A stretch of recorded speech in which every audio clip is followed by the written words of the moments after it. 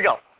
We're jumping to 5.7. There's some notation in here that's a little weird, and I'll work you through that in a minute. We're still working on the same idea, which is finding the area under the curve, and we're going to approximate the area under a curve.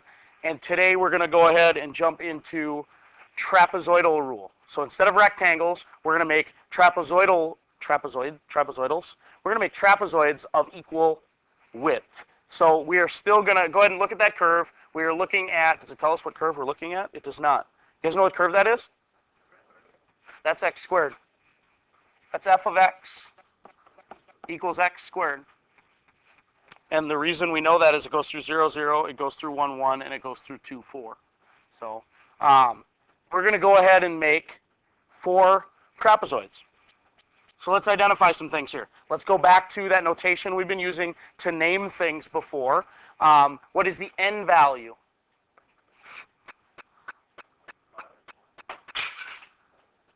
Four, because n is the number of trapezoids or rectangles. What is delta x going to be? In this case, delta x is going to be 1, because no, it's not going to be 1. Delta x is going to be 0.5. Okay? So then we'll go x sub 0 is 0, because that's the left end of the interval. X sub 1 is 0.5. X sub 2 is 1. X sub 3 is 1.5. And x sub 4 is 2. Okay? In general, remember the area of a trapezoid?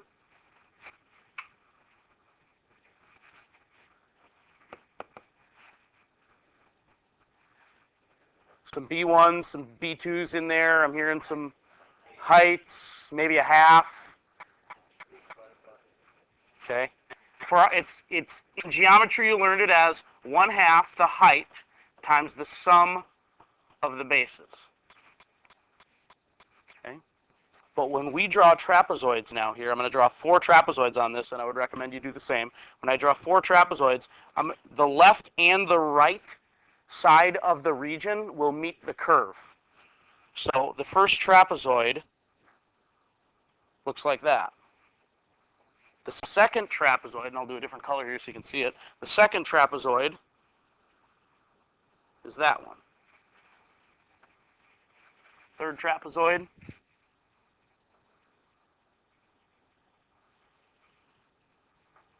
and the fourth trapezoid.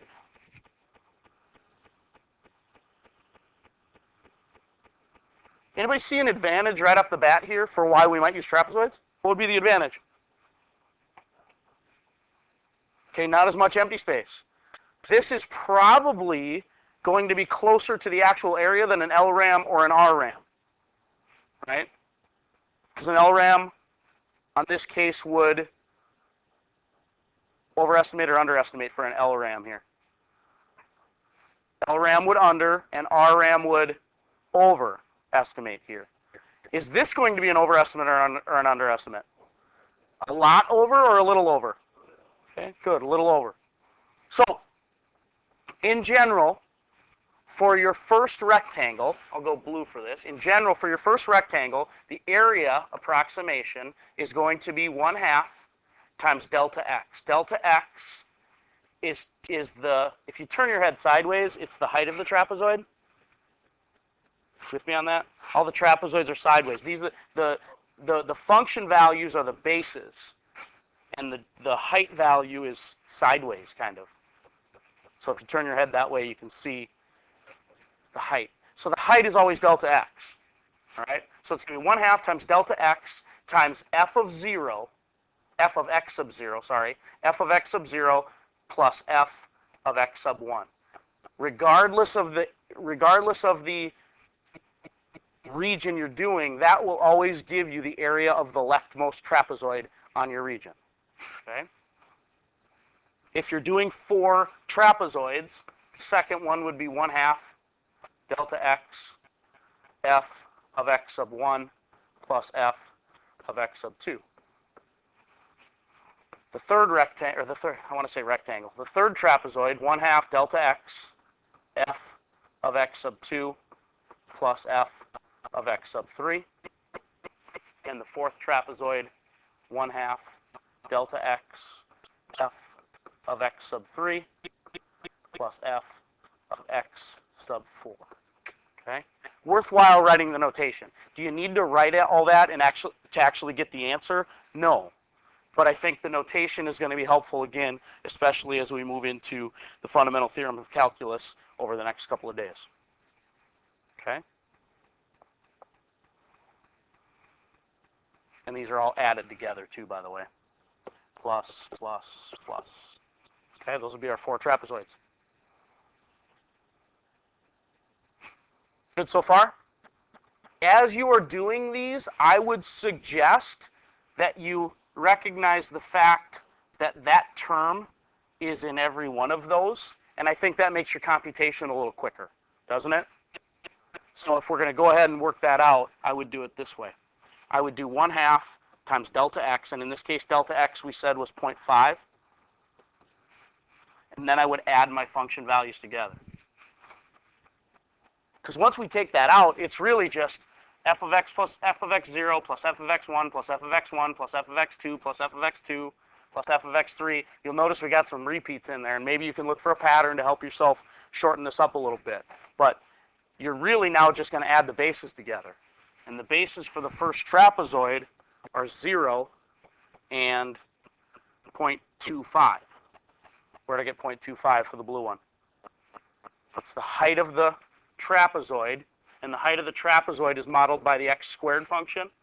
And if my x value is 0.5, 0.5 squared is 0.25. So that is the length I'm looking at right there. That makes sense? Go to the red one that I drew. The bases for the red one are going to be the same as it was. The left end of the second trapezoid is the same as the right end of the first trapezoid. So this would be 0.25 plus 1 for the red one. Green one. You'll notice that the green is the same as the red.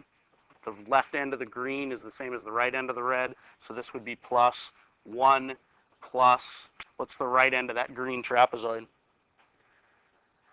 1.5 squared, that's like 15 squared, right?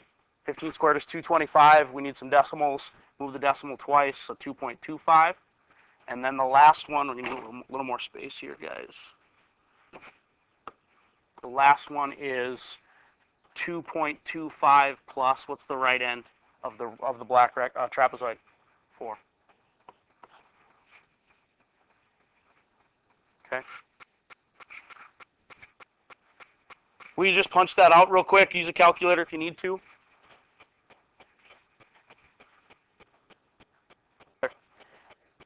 After all of that, you should have gotten 2.75. And if we were dealing with velocity and displacement, you might add a meters or a feet or an inches or whatever it might be to that. And then the question again, we already talked about this just a moment ago, but is this an overestimate or an underestimate? It is an overestimate. Tell me why.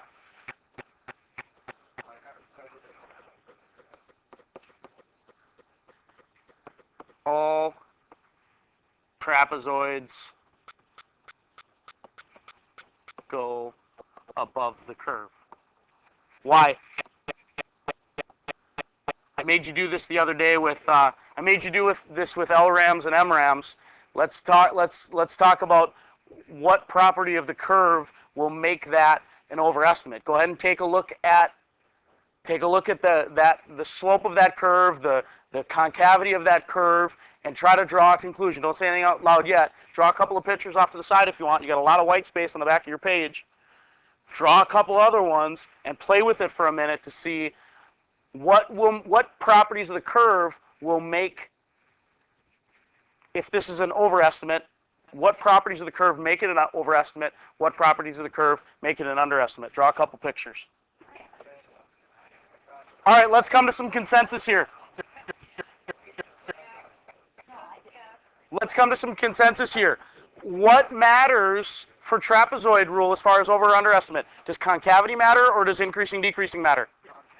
Concavity matters. Did you all come to that same conclusion? If the graph is concave down, regardless of whether the function is increasing or decreasing, you can see pretty quickly by just making 2 trapezoids. I mean, don't make a ton of trapezoids. You got two trapezoids, they're both under the curve, right? Regardless of whether the function is increasing or decreasing, concave down, the trapezoidal rule will be an underestimate. And the same with concave, or the opposite is true with concave up. You can draw two trapezoids, and they're clearly both above the curve, okay? So not really trapezoids, but you kind of get what I mean, right? So the concavity will determine whether the graph is, or whether you get an underestimate and overestimate with the trapezoid rule, okay? Question?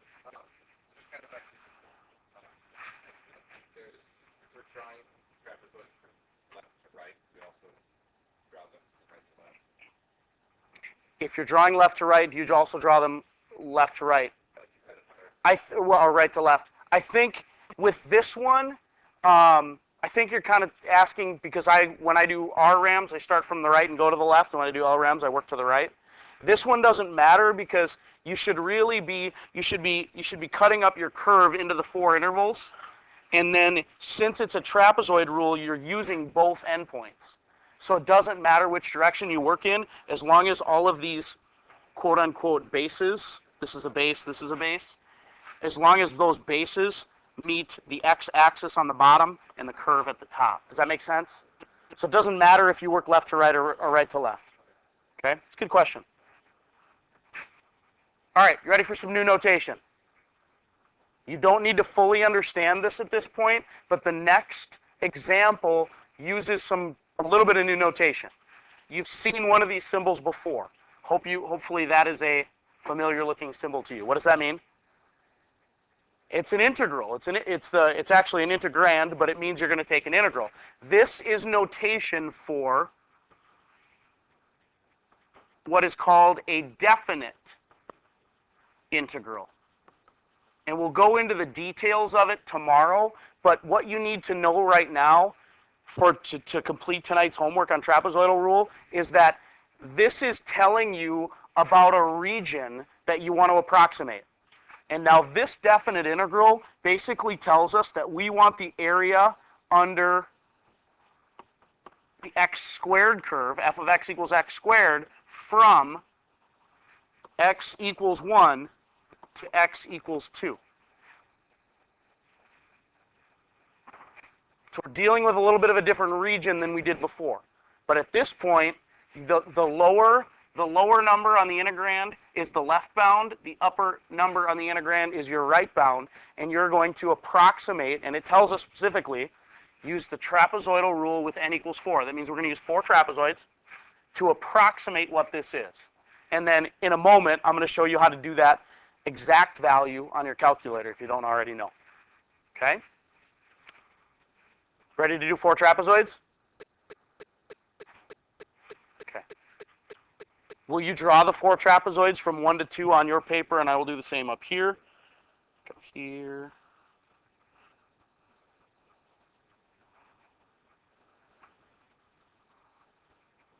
So that trapezoidal rule is actually going to be pretty good. We don't have a real drastic curve here. Should be a pretty close approximation, don't you think? Okay. So we are going to use x sub 0 is 1. X sub 1 is 1.25. X sub 2 is 1.5. X sub 3 is 1.75. And x sub 4 is 2.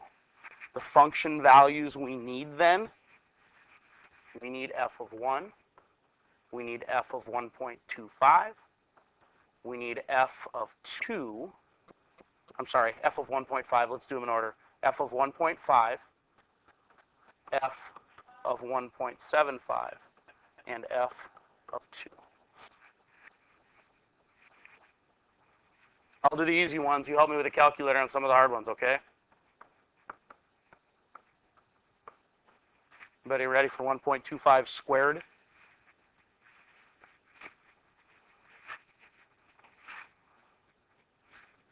What is it? 1.56? Is there more than that, or should I just stop there? 5625. I'll bring along a couple extra decimal places just because it's not a terrible number. 1.75 squared. 3.0625. Is that what you got? No. 1.75 squared. 3.0625. Try it again and make sure we get that same thing. Is that right? Is that okay? All right. Okay. So when we do trapezoidal rule, if we go back to that first example, trapezoidal rule is easiest if you take out the 1/2 and you take out the delta x. What's delta x here? 0.25, isn't it? That's 1/2. That's delta x right there. Now I just need to add function values, and when I'm in the middle, I need to add them twice. Okay, so this is a little bit of a shortcut here, but for the first trapezoid, I'm going to do 1 plus 1.5625. For the second trapezoid, I'm going to do 1.5625 plus 2.25. Third trapezoid, I'm going to do 2.25 plus 3.0625. And the fourth trapezoid will be 3.0625 plus 4.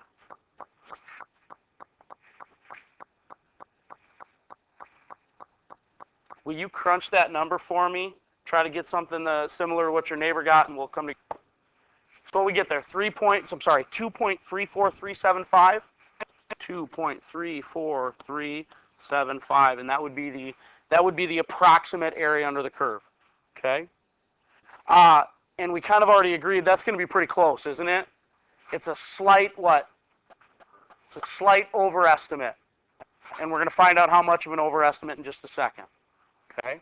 So, in your calculator, please, will you go ahead, get this all in here, will you go ahead and put y equals x squared? You don't need to worry about the second one right now. I just have that in there for fun. Just put y equals x squared into your y1. Because we're going to compare to what the calculator would say the actual value should be. So go ahead and put in x squared into your y1, and then go to your window and try to make your window, here's how I made my window, but try to make your window kind of look like the window we've got here. I went from 0 to 3 in the x direction, so I'm a little wider than I need to be, but then I went -1 to 10 in the y direction. Make that window match up.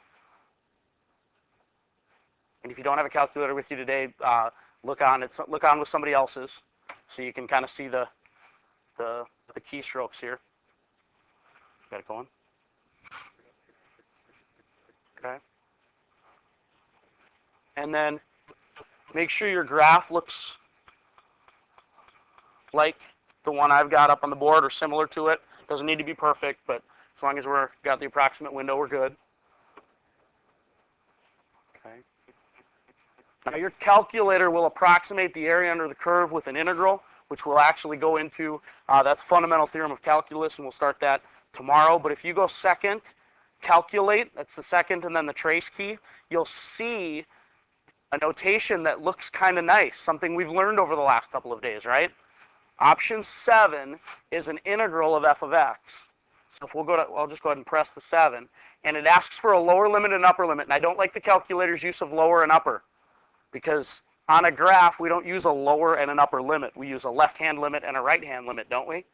We've always gone horizontally. Now, later on in the advanced integration, we'll do stuff vertically, but right now we're going to go a left bound and a right bound, and I think this would have been better if they'd have said left bound and right bound. But we're using a left bound of 1, so I'll just go ahead and type that in and press enter, and it's going to be a right bound of 2, and get your excited faces ready, because this is really cool. Watch your calculator screen after you do it. Isn't that cool? It's probably even better in color.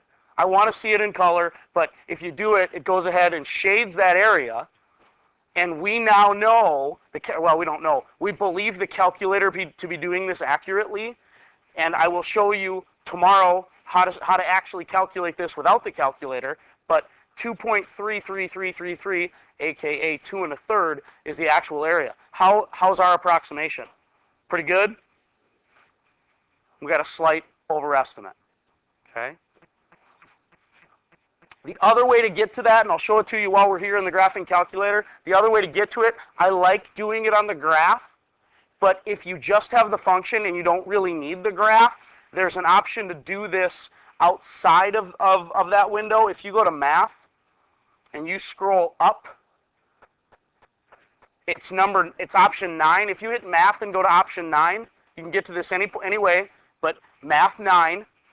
And if you have the new operating system, it looks really cool. If you have the old operating system, you got to do some notation, which I'll spend some time with you on another day.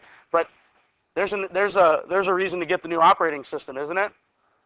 I just type in the numbers I see where I think they should go. And this integral had a 1 down below, a 2 here.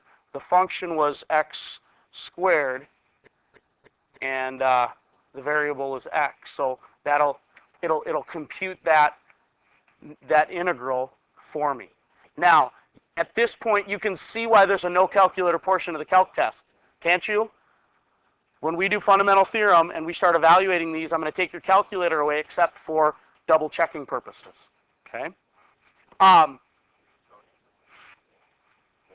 you the notation for the old operating system? Yes, I'll show it to you because I need to actually remember it a little bit. I'll change my mode back into the classic. If you have the TI-84, I wouldn't recommend doing this because it's easier to stay in math print mode. So it's Math 9. So you get FNINT, function integrate. You're going to put the name of the function first, so you'll go x squared, and then you need a comma, and then you need the variable, and then you need the left bound and the right bound. So you're integrating, and I think it makes sense if you talk through it this way, you're integrating the function x squared as x goes from 1 to 2. Makes sense if you say it out loud, doesn't it? But it doesn't, the notation itself doesn't make a lot of sense, but I believe that's right. Yeah, that's right. Okay. So here's what I want you to spend some time on before you go. Open up that FRQ packet. And there's 4 subparts I want you to work on. On the very first page, do part A. Front page, just put a circle around part A. And it's 2004 Form B. It's actually question 3 on the AP, but there's a 1 by it on the page. Turn the page to the back of the front page and circle part A as well. It's not an integral problem, but that's actually a review problem. So we're looking at 2005 exam, question 3, part A. Go to the next page, and the next page actually has a 3 at the top left. With me on this? 3 on the top left, and I'd like you to try A and B. And the rest of these you can kind of do on your own. There's scoring guides on, this says scoring guidelines. There's a key on Schoology for these too. But I'd like you to try to do those 4, and they should probably take you approximately 6 minutes to do. And then go ahead and move on to the A1 5 or the 5.7 homework.